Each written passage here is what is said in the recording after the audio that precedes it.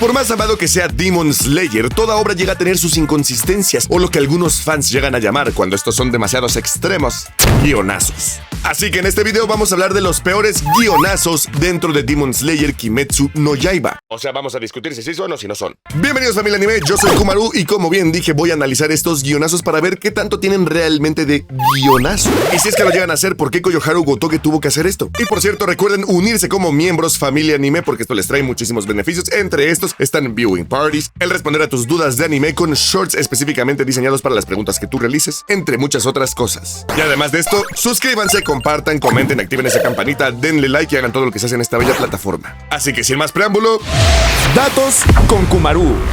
¡Comencemos! Guionazo número 1.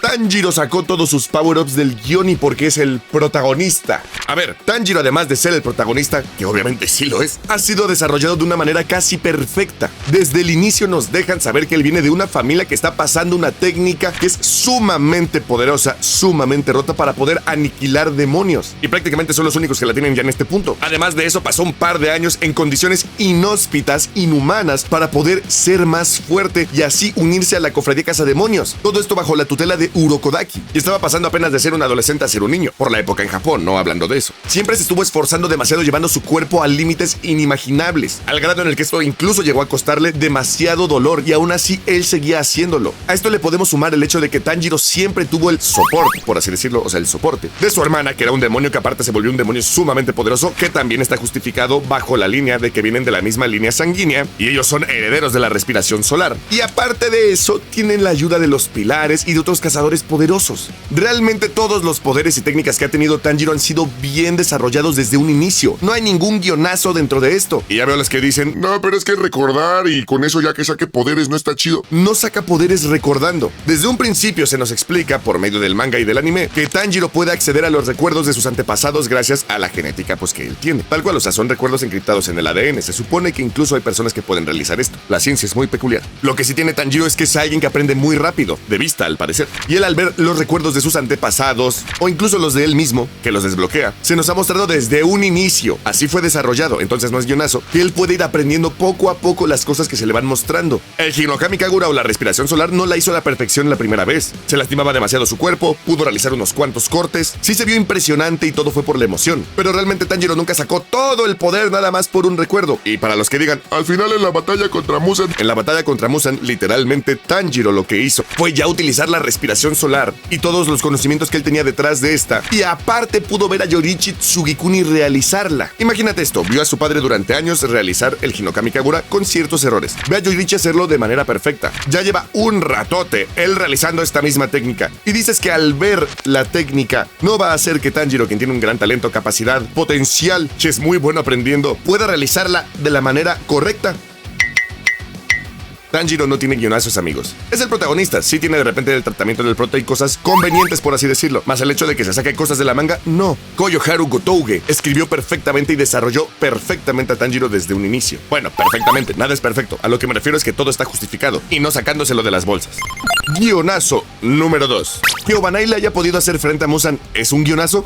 A ver, no. Y esta situación hizo que muchos fans sobrevaloraran o infravaloraran a Obanai. El contexto dentro de la obra es que Obanai es de los que tiene el mejor esgrima. De verdad, su manejo de la espada es una cosa impresionante, lo cual tiene mucho sentido. Tiene la respiración de la serpiente, que es un derivado de la del agua. Es sumamente flexible, maleable, queda perfecto para enfrentarse contra un demonio como Muzan. Principalmente porque los ataques de Muzan son demasiado caóticos y necesitas a alguien que se pueda acoplar y que sea lo suficientemente flexible como para pasar entre esto. Lo cual no aplica para Mitsuri porque ella es muy flexible, pero eso le sirve para poder evitar tal cual los cortes de su propia espada si es que está atacando. Pero en el caso de Obanai, lo que pasa con él es que él puede pasar entre cualquier tipo de apertura que haya para poder atacar a Muzan. Además de esto hay que recordar que Muzan estaba nerfeado. Y además de esto, también hay que recordar que Obanai no se enfrentó con ninguna luna superior antes de pelear contra el rey de los demonios. Y ahí vienen los que dicen, peleó contra Nakime. Hizo más Mitsuri justamente contra Nakime y se la pasaron corriendo hasta que Yushiro toma control de Nakime. Imagínate si se hubiera tenido que enfrentar a Obanai contra Akasa. Se nos va para el otro mundo. No tiene un cuerpo tan resistente y con uno de los golpes de Akasa hubiera sido suficiente para aniquilarlo. Contra Douma. Simplemente Douma elimina a quien sea. Está roto. De verdad que bueno que Shinobu fue la que fue contra él porque si no, no lo hubieran ganado. Y al final, Kokushibo. El diablo mismo que está en el cerro contra el que peló tu abuelo. De verdad... Como que el fandom ha estado pensando últimamente de manera bastante extraña en este aspecto. ¿Creen que no fue nada grandioso el hecho de que hayan llegado los pilares a pelear contra un Muzan aunque estaba nerfeado, ya habiéndose enfrentado contra las lunas superiores? Eso es increíblemente difícil. Cualquier otro cazador, como bien vimos, se hubiera ido al otro mundo. Literalmente tuvieron una batalla a la desvivisión, ganaron, se quedaron en el borde de la desvivisión contra estas lunas superiores y después de eso se fueron a madrear contra Muzan. Muzan tenía todas las de ganar todo el tiempo. ¿Quiénes eran los únicos que no estaban madreados en ese momento? Obanai y Mitsuri. Obanai es más hábil con la espada. Mitsuri es más rápida en cuanto a su velocidad de ataque, pero Obanai era el elegido para poder hacer de las suyas justamente en este enfrentamiento, poder apoyar a Tanjiro. Y también, durante todo el manga y anime no le dieron tanta relevancia, entonces este era su momento de brillar. En resumen, que él se enfrentara contra Muzan fue un guionazo. No lo fue. Él no había estado madreado, no había estado en una situación de vida o muerte, estaba completamente enterito y tenía una buena técnica que podía ser uno de los counters contra Muzan, que sabemos que el counter de Muzan es la respiración solar, pero en este caso el segundo counter sí sería la respiración de la serpiente como la maneja Obanai específicamente. Guionazo número 3. ¿Las lunas superiores perdieron solamente por el guión contra los cazadores? A ver, vamos a ser totalmente honestos. Aquí solamente hay un guionazo. La gente cree que hay 2 o 3. Literalmente todo. Pero no, solamente hay un guionazo que personalmente yo puedo decir que no es un guionazo. O sea, es más una conveniencia, más no es el guionazo así como lo que pasó con Madara. Vámonos en orden, de Akaza a Kokushimo. Y justamente con Akaza es con quien podríamos decir que fue el guionazo. Porque justo en el momento de la batalla contra Tomioka y Tanjiro es que se nos revela que él tenía un maestro, que tenía el amor de su vida, que él era una gran persona pero que había crecido sobre las circunstancias peores posibles. Realmente acaso hubiera sido una gran adquisición para el cuerpo de cazadores de demonios en algún punto, ahora que lo pienso. Pero al final él tomó la decisión de autodesvivirse, a pesar de que estaba evolucionando como un demonio. Y nos acababan de explicar exactamente cómo era el temperamento y mentalidad de Akaza en unos capítulos atrás. Por eso es que el fandom comenzó a decir, esto sí es un guionazo, porque en ese momento Akaza literalmente podría haber evolucionado de una manera ridícula, pero eso hubiera acabado con la historia, porque imagínate, 2 lunas superiores en el escenario en el que se habían enfrentado a los pilares, los hubieran acabado, apenas si pudieron enfrentarse contra una de las lunas superiores separadas. La parte interesante aquí es que Koyoharu Kotouge justificó también la historia de Akaza, que se volvió uno de los personajes preferidos para muchos, y de hecho fue lo que comenzó toda esta pelea. ¿Fue guionazo o no fue guionazo el hecho de que Akaza se autodesviviera en el momento en el que recuerda su humanidad, porque era un gran ser humano a pesar de que tuviera que hacer cosas horribles de repente? Personalmente creo que fue más una conveniencia, ya que se hizo de tan buena forma esta ejecución, que la gente en algún momento empezó a sentir hasta empatía por este personaje. Si la historia no hubiera estado tan bien escrita para llegar al punto en el que todos entendiéramos el punto por el que Akaza hacía las cosas, si hubiera dicho esto fue un guionazo, simplemente él se autodesvivió por el hecho de que Tanjiro tenía que quedar vivo. Estuvo horrible, pero aquí nos funcionó para que Tanjiro se fuera al siguiente nivel, para que se eliminara la tercera superior, para que se nos mostrara las fortalezas de Tomioka también, y que esto le diera más valentía y orgullo al cuerpo de cazadores de demonios para seguir en sus siguientes peleas. Personalmente creo que fue algo increíble, a pesar de que entiendo que muchos digan, oye, pues qué gran conveniencia esta que acaba de pasar. Yo personalmente creo que es la mejor conveniencia que se ha hecho. Si a esto se le considera un guionazo, que entiendo el por qué se le puede considerar un guionazo, es el que mejor se ha llevado a cabo. ¿Acaso hubiera acabado con todo si se hubiera acabado la historia realmente si él lograba recuperar su cabeza, superar esa debilidad? Así que en resumen, el de Akaza sí fue un guionazo, pero lo justificaron sumamente bien después. Pero sí puedo decir al principio que sí fue un guionazo. Después se convirtió simplemente en una conveniencia, una bella conveniencia. 2. Con Douma. Lo de Douma no fue un guionazo para nada. Muchos creen que lo de Douma realmente fue un guionzazo por el hecho de que perdió ante Kanao e Inosuke. Pero vamos a ver. Shinobu sacrifica su vida para poder volverse prácticamente veneno y con eso eliminar a Douma. Además de esto, le consta que va a estar ahí Kanao, que ella bien sabe que es una de las cazadoras más poderosas. Personalmente creo que incluso Kanao es más fuerte que Mitsuri al final, en combate, no en fuerza física. Y además de esto también tiene el apoyo de Inosuke, uno de los cazadores también más poderosos. Tal vez no a un grado de un pilar de la era Taisho, que eran sumamente poderosísimos, pero el tipo sí tenía el nivel de un pilar ya para ese momento. Además de que sus técnicas eran muy raras y caóticas, y tiene un excelente sentido del tacto. Eso lo salvó en muchas ocasiones. Pero el punto clave aquí que la gente simplemente ignora es: Douma fue construido como un personaje que no sentía ninguna emoción. No le importaba ganar, no le importaba perder. Él solamente quería mucho a Muzan porque se le hacía a alguien increíble. Pero es bastante obvio que en el momento en el que le entrara todo el veneno y le hiciera efecto justamente esta sustancia de Shinobu, él iba a estar en completa desventaja. Ese fue el momento para que Kanao e Inosuke hicieran lo suyo. Y ahí es donde también el fandom dice: pero él tendría que haber podido regenerar su cabeza. Como estaba construido el personaje, él nunca lo iba a hacer. Hasta Gotouge nos lo pone en el panel. Douma dice: podría vencer esto. Si Akaza pudo hacerlo, yo podría hacerlo. Y dice: pero no siento nada. Es que no me importa ni siquiera perder. Siempre he sido así. Y se nos muestra que siempre ha sido así. La razón por la que Douma da tanto miedo, por así decirlo, y es un demonio de verdad, es porque no tiene ni un gramo de emoción. Pero eso le juega al final en contra. Él no tenía esa sed de victoria, de venganza, incluso hasta cierto grado, como la tienen Akaza o Kokushimo. por lo cual incluso el mismo Muzan se sorprendió de que él llegara tan alto dentro de las mismas lunas superiores. Así que no, amigos, que Douma perdiera no fue un guionazo. Y ahora vamos con la primera luna superior, Kokushibo. Muchos dicen, no, es que él perdió por su reflejo cuando se vio y se vio horrible, esto fue un guionazo, él les hubiera ganado si no era por eso.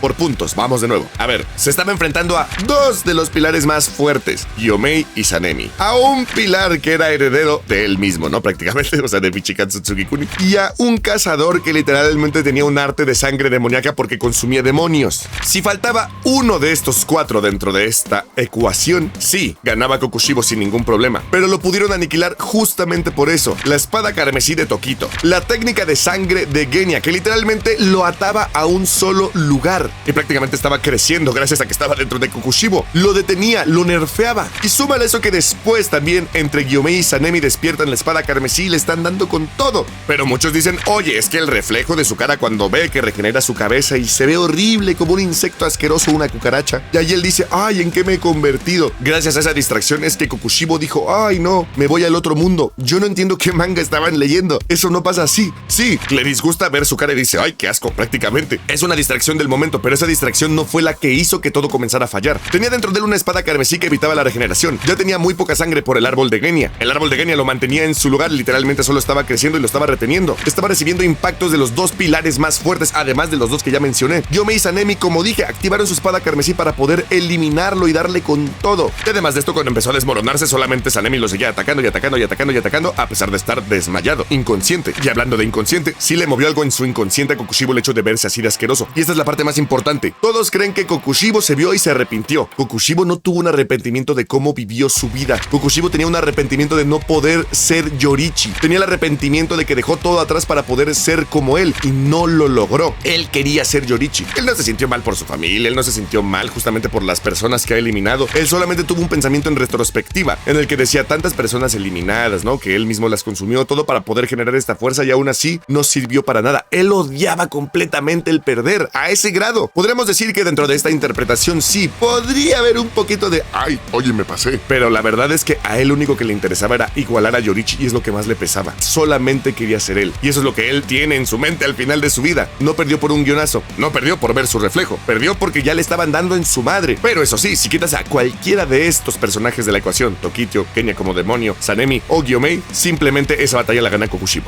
Guionazo número 4. Que Muzan perdiera contra los pilares fue un guionasísimo. Guionasísimo. Un guionazo. Bro, desde el principio se nos muestra y se nos dejan los fundamentos de cómo va a perder Muzan. La investigación de Tamayo, que lleva más adelante a los venenos que se le dan. Se especifica que eran varias sustancias, varios venenos que tenían varios compuestos, justamente para poder hacerle frente a este demonio que sabían que tenía muchas capacidades físicas para poder contrarrestar lo que fuese y adaptarse. Sabían que él era tan fuerte que lo tenían que nerfear. Y es que todos dicen, solo perdió por estar nerfeado. Pues sí, tenían que nerfearlo. No es uno de esos nerfeos que dices, ay, es que lo nerfearon en la batalla final simplemente porque sí, se notó mucho más débil de lo que se nos había dicho antes o incluso mostrado. Aquí literalmente te dicen, lo vamos a nerfear desde un principio. Para eso fue toda la investigación de Tamayo, parte del viaje de Tanjiro, recolectar la sangre de las lunas superiores, de los demonios, el apoyo de los pilares para poder pelear contra él, que fueran todos al mismo tiempo, toda la cofradía. Yo creo que quien dice, oye, que Muzan perdiera fue un guionazo, no te leíste Demon Slayer, no te lo leíste. Te lo viste en TikTok, te lo viste en Shorts, en Reels, no leíste la obra. Y si estás viendo el anime y cuando llegamos a ese punto piensas exactamente lo mismo, no viste el anime, no viste así, cero comprensión. Normalmente no digo este tipo de cositas así a ese grado, pero es que, de verdad, no mames. Pero bueno, continuamos. Y como punto extra, muchos dicen que Tanjiro haya podido enfrentarlo al final fue un guionazo. No fue un guionazo, ya lo expliqué. Tanjiro desde un principio se nos plantea dentro de toda la obra cómo puede acceder a sus recuerdos, a los power-ups que justamente tiene, porque entrenó mucho, porque tiene talento, porque es un gran aprendiz, tal cual, de lo que él ve. De verdad, yo creo que Demon Slayer es de las obras que están mejor construidas en el aspecto de que todo está justificado antes de que pase. De repente tienes que regresar para poder acordarte, pero de cualquier modo es así. Y además de esto está la parte bastante peculiar donde todos realmente llegan a utilizar la acción repetitiva. Acceden a sus recuerdos más traumáticos que les provocan emociones muy fuertes y sacan esa fuerza histérica que el ser humano tiene cuando está en situaciones de peligro. Esa es la razón de la mayoría de los power-ups o guionazos que la mayoría se queja, pero son cosas que llegan a pasar incluso en la vida real. Y ahora sí, vámonos con el último. Este es el más raro.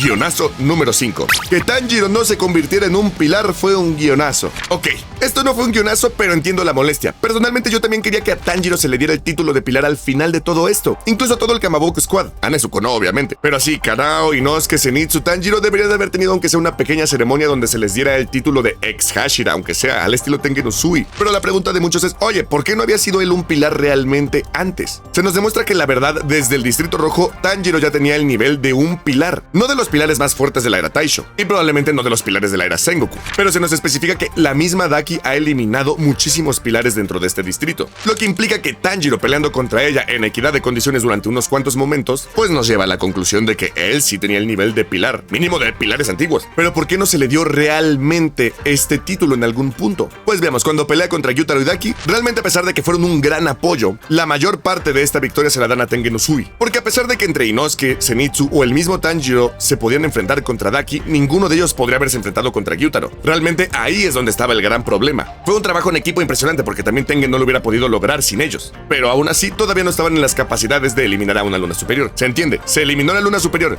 gracias principalmente al pilar del sonido y al apoyo de ellos, más ninguno de ellos lo hubiera eliminado solo. Y cuando dicen, ay, oye, y pues con Hantengu él mismo le cortó la cabeza, sí, pero nuevamente, sin Mitsuri no se hubiera logrado. Sohakuten estaba a punto de tornarse a Tanjiro, a Geni, a todos ellos, llegó Mitsuri a ayudarlos, y Sohakuten, Hantengu y sus clones, todos estos demonios que son la cuarta superior prácticamente, de verdad son un castre. Yo creo que es de los demonios más difíciles de eliminar, sobre todo porque se divide y va corriendo uno mientras los demás te están madreando, y luego se fusionan y son más fuertes y tienen un dragón de madera. Hashirama estaría muy orgulloso. Pero ¿a qué me refiero con todo esto al final? Que a Hantengu no lo derrotó Tanjiro solo. Realmente, si lo piensas, lo más probable es que después de la siguiente misión, que fue de la aldea de los herreros, es cuando a Tanjiro le hubieran dado el título de pilar. Personalmente yo creo que ahí se merecía ya el título de pilar cuando fue contra lo de Hantengu, a pesar de que él no haya peleado solito contra él, principalmente por la dificultad en las que se vieron. Pero realmente también hay que pensar que el patrón en ese momento ya estaba muy mal de su salud. Lo más seguro es que él era el que daba este tipo de títulos, no su esposa, a pesar de que ella también tiene la misma importancia en la historia y el mismo peso en cuanto a la toma de decisiones. Simplemente todo apuntaba a que Tanjiro no iba a ser un pilar, tristemente, porque el único momento donde podría haber sido, pues simplemente ya se acabó la amenaza de los demonios y ahí terminó todo. Pero me hubiera encantado escuchar Tanjiro, el pilar del sol. ¡Ay, mamón! Y también Inosuke, el pilar de la bestia, hubiera sonado grandioso. No fue un guionazo, está justificado el por qué él no llegó a ser un pilar. Y hay que recordar también que otra de las razones por las que Tanjiro probablemente no llegó a ser un pilar de manera tan rápida, pues probablemente sí lo hubiera podido ser en generaciones anteriores. Pero en esta nueva generación donde tienes monstruos como Tengen Uzui, Gyomei, Sanemi, Obanai, Tomioka, Rengoku, pues simplemente al principio parecía que Tanjiro no estaba a ese nivel. Incluso Tomioka es el primero en decir que el nivel de Tanjiro ya está a la par de los pilares justo cuando se están enfrentando a casa. Pero no es hasta ese punto. Puede que los espectadores lo veamos desde afuera, pero imagínate, si Tomioka se dio cuenta hasta ese momento, pues el patrón que se iba a dar cuenta para darle el título de Hashira si estaba totalmente tirado porque ya se nos andaba yendo al otro mundo. Así de sencillo. Y no crean que se me ha olvidado, vámonos con la duda otaku del día. Mira, esta es de nuestro buen amigo Palafox, dice, duda otaku del día: si las respiraciones en el manga de Demon Slayer son falsas, en el anime son reales, porque se ha podido ver cómo el fuego, el rayo y la flama interactúan con el lugar. Ok, esto es algo bastante peculiar. Yo personalmente creo que este fue un gran error de Koyoharu Kotouge, el hecho de decir que prácticamente estaban en tu mente, o sea, en su mente y en la nuestra, para poder ver realmente las batallas. Se supone que las respiraciones es como el enfoque que tienen los cazadores en poder hacer sus técnicas, y se imaginan fuego, agua, rayo, y cuando llegan a interactuar con los alrededores, se supone que es por la fuerza tan impresionante y apabullante que realmente tienen los cazadores. Digamos, los cortes en los que sienten fuego, pues prácticamente es por la fuerza con la que ellos dan el golpe, y el metal de la espada se puede llegar a calentar. También por eso es que se vuelven espadas rojas carmesí eventualmente, no por el aumento de temperatura. Son como los golpes que uno puede ver en el anime, que son sumamente fuertes, pero realmente es como el aire moviendo todo. Sonará chistoso, pero parecemos todos esquizofrénicos porque realmente lo que vemos de fuego, trueno y todo este relajo está en nuestras mentes y en las mentes de los protagonistas. Los demonios no ven las técnicas justamente como nosotros las vemos. Solamente ven a unos cazadores por ahí flotando y haciendo muchísimas cosas, atacando con su katana. Y por más que me encantaría decir que sí son poderes y que se ve increíble, le da un poco más de misticismo a Demon Slayer. Siempre he dicho que es como una leyenda japonesa y esto le suma mucho a eso. Pero la razón por la que interactúan con el ambiente es porque realmente los tajos y los golpes que ellos dan son tan fuertes que simplemente es como la onda expansiva del golpe que ellos acaban de dar. Así de rotos están nuestros cazadores.